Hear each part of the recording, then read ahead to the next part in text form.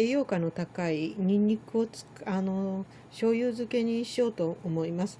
ニンニクは、大きい玉の中から小さいものを一つずつばらして取り出して、これを底を取りながら包丁で、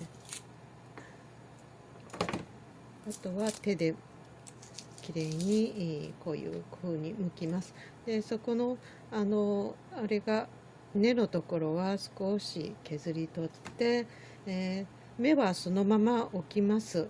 もう今時期がもう植えてだいぶ伸びてますけど、これ取っとった分が少し、芽が出た状態でまだしっかり硬いですので、もったいないから使います。これをさっと洗ってあります。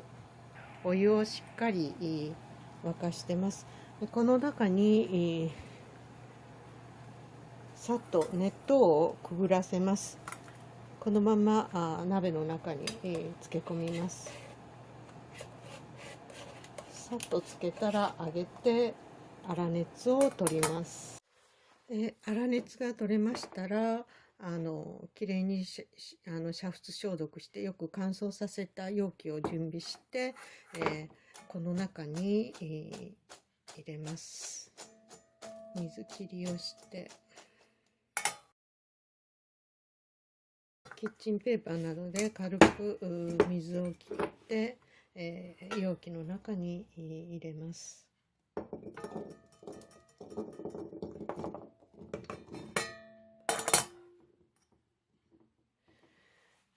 今6玉ほど準備して、2泊弱ぐらいあります。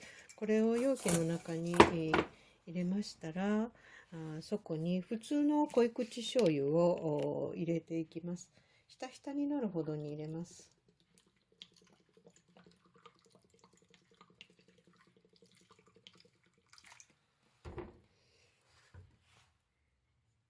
漬け込んだものは約1ヶ月ほどで、ニンニク自体は食べられます。で漬けた醤油は料理に、香味漬け香り漬けとして使います。でニンニクは刻んで料理に使ったりもできますし、そのまま食べたりもできます。1ヶ月ほど蓋をして、保存します。出来上がりです。簡単に栄養価の高いニンニクが取れます。また他のニンニクの方もまだニンニクが残ってますので紹介したいと思います。